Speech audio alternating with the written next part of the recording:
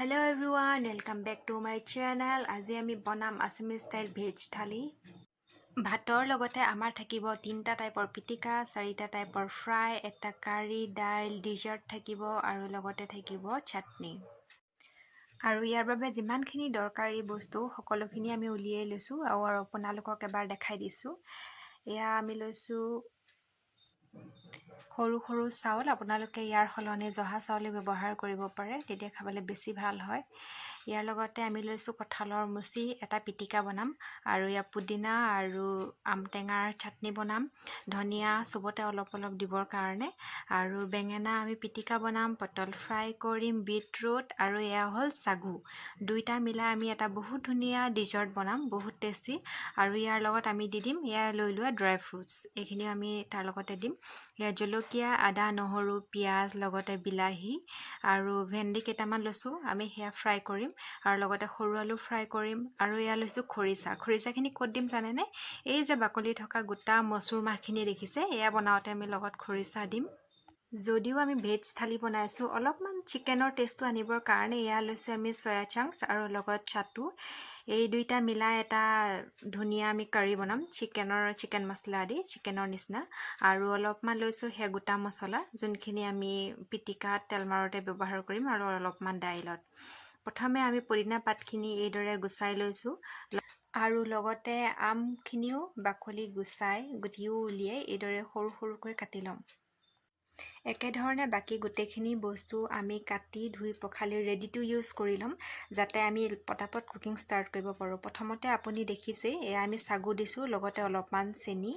এইখিনি সিজা হোৱা মানে আমি এইফালে এটা বিট এইদৰে কাটি ল'ম আৰু সৰু সৰু পিচ কৰি ল'ম, কাৰণ আমি মিক্সাৰ গ্ৰাইণ্ডাৰত দিম। এইদৰে দি এটা ধুনীয়া ফাইন পেষ্ট আমি বনাই ল'ম।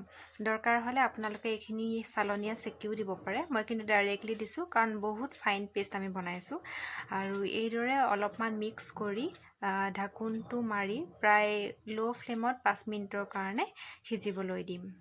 এইখিনি যে আমি সবাতোতকৈ প্ৰথমতে বনালোঁ, তাৰো এটা কাৰণ আছে, কাৰণ বনাই হোৱাৰ পাছত আমি ফ্ৰিজত অলপ টাইম ৰাখি দিম, যাতে অলপমান ঠাণ্ডা হয় আৰু খাবলৈ বেছি ভাল হয়। এতিয়া আমি ইয়াত দি দিছোঁ আমাৰ ড্ৰাই ফ্ৰুটছখিনি।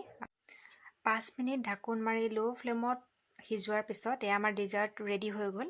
এতিয়া আমি ফ্ৰাইখিনি বনাম। তাৰ বাবে এখন পেন তুলি দিছোঁ, লগতে এই কাটি লোৱা পটলখিনি হালধি, নিমখ আৰু অলপমান গৰম মছলা দি এইদৰে ধুনীয়াকৈ সানি এপিচ এপিচকৈ তেলত দি দিছোঁ। একেধৰণে আমি ভেন্দি আৰু বিলাহীখিনিও ফ্ৰাই কৰি ল'ম। এইখিনি হয়তো মই আকৌ বেলেগকৈ এক্সপ্লেইন কৰিব নালাগে, কাৰণ এইবোৰ আমি ৰেগুলাৰলি ঘৰত বনাই খায়ে থাকোঁ।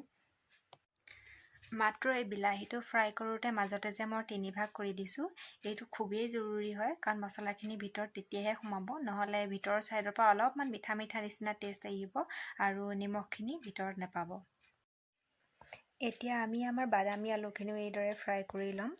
আমি চিম্পলকৈ ফ্ৰাই কৰিম, বাছ নমোৱাৰ পিছত অলপমান ক'লা নিমখ আৰু অলপমান চাট মছলা ওপৰত ছটিয়াই দিম। এতিয়া আমি আহোঁ আমাৰ অতিকে স্পেচিয়েল ডিছটো বনাবলৈ, সেইটো হ'ল কঁঠালৰ মুচিৰ পিটিকা। তাৰ বাবে আমি কঁঠালৰ মুচি কাটি এইদৰে বইল কৰি লৈছোঁ, দীঘল দীঘল পিচ কৰি। এতিয়া ইয়াত মিলাম আমি চপ কৰি থোৱা পিঁয়াজ, আৰু লগত দিম ধনিয়া পাত। যিমান ধনিয়া পাত বেছি দিব, সিমান খাবলৈ টেষ্টি হ'ব। আৰু এইদৰে সৰুকৈ কাটি লোৱা জলকীয়া আমি ইয়াত এড কৰিম। অলপমান নিমখ লৈছোঁ। এয়া মই সনাৰ আগতে এবাৰ চেক কৰি লৈছোঁ কমপ্লিটলি সিজিছেনে নাই। এইদৰে আপোনালোকে চেক কৰি ল'ব। যদি নিসিজে তেতিয়াহ'লে অলপমান কেঁহা গোন্ধটো থাকি যাব পাৰে। এয়া আমাৰ হৈ গ'ল সনা। এতিয়া আমি ইয়াত এড কৰিম অলপমান নেমুৰ ৰস, আৰু এবাৰ সকলোখিনি মিক্স কৰি দিয়াৰ পাছত এয়া হৈ গ'ল আমাৰ কঁঠালৰ মুচি পিটিকা। এতিয়া আমি চয়া চাংকছ আৰু চাটু গুড়ি দি যোনটো আমি চিকেনৰ নিচিনা ৰেচিপি বনাম বুলি কৈছিলোঁ, সেইটোলৈ আহোঁ। প্ৰথমে এইখিনি মিক্স কৰি লগত এচামুচ নিমখ দি অলপমান পানী দি মঠিব পৰাকৈ এইদৰে হাতেৰে সানি ল'ম। কম কমকৈ পানী দিব লাগিব, আৰু এইদৰে এটা এটাকৈ বল বনাই এখন প্লেটত ৰাখি যাম।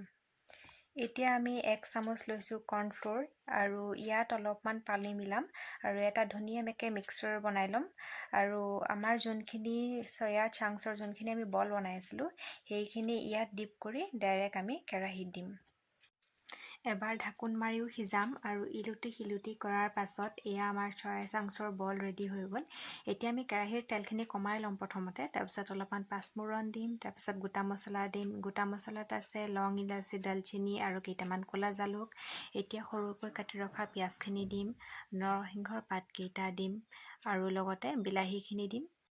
এতিয়া আমি ইয়াত মিলাম প্ৰায় আধা চামুচ গৰম মছলা, আধা চামুচ নিমখ আৰু আধা চামুচ হালধি। এবাৰ ধুনীয়াকৈ লৰাই দিম, ঢাকনটোও লগাই দিম। যেতিয়াই মছলাখিনিয়ে তেল এৰিব তেতিয়া আমি ইয়াত পানী মিলাম আৰু ফ্ৰাই কৰি ৰখা চয়া চাংচৰ বলখিনি ইয়াত দি দিম। এতিয়া আমি ঢাকনটো লগাই দিম আৰু 15 মিনিটৰ কাৰণে সিজাই এয়া আমাৰ হৈ গ'ল ৰেডি। এতিয়া আহোঁ আমি আমাৰ দাইলখিনিলৈ। প্ৰথমে এইদৰে তেল দিম, তেলখিনি গৰম হোৱাৰ পাছত পিঁয়াজ দিম, লগতে অলপমান পাঁচফোৰণো দি দিম আৰু পাঁচফোৰণখিনি যেতিয়া ফুটা আৰম্ভ কৰিব তেতিয়া আমি আমাৰ বইল কৰি ৰখা বাকলি থকা গোটা মচুৰ দাইলখিনি দি দিম। এবাৰ উতল অহাৰ পাছত আমি ইয়াত দি দিম খৰিচা আৰু ঢাকোনটো লগাই আৰু অলপমান সিজিবলৈ দিম। বছ হৈ গ'ল আমাৰ দাইল। এতিয়া আহোঁ আমি আমাৰ আলু পিটিকালৈ। এখন কেৰাহীত অলপমান তেল গৰম হ'বলৈ দি এইদৰে অলপমান সৰিয়হ আৰু দুটা শুকান জলকীয়া আমি তেলত ফ্ৰাই কৰি ল'ম। তাৰপিছত বইল কৰি ৰখা আলুখিনিৰ ওপৰত তেলৰ সৈতে বাকি দিম আৰু লগতে কেইটুকুৰামান কেঁচা জলকীয়াও কাটি দি দিম আৰু সানি ল'ম। হৈ গ'ল আমাৰ আলু পিটিকা। এতিয়া আমি বনাম বেঙেনা পিটিকা। তাৰ বাবে বেঙেনা এটা এইদৰে দেখিছে, মই নহৰু এটা অলপমান কাটি সোমাই দিছোঁ আৰু এইদৰে আমি বেঙেনাকেইটা ধুনীয়াকৈ পুৰি ল'ম আৰু এইদৰে ফালি আমি চেক কৰি লৈছোঁ ভিতৰত পোক আছে নেকি। এবাৰ এইখিনি এখন প্লেটত ল'ম আৰু অলপমান ধনিয়া আৰু সৰিয়হৰ তেল আৰু অলপমান নিমখ দি ধুনীয়াকৈ সানি লোৱাৰ পাছত এয়া হৈ গ'ল আমাৰ বেঙেনা পিটিকা। এতিয়া সবাতোতকৈ শেষত বনাম আমি পুদিনাৰ চাটনি।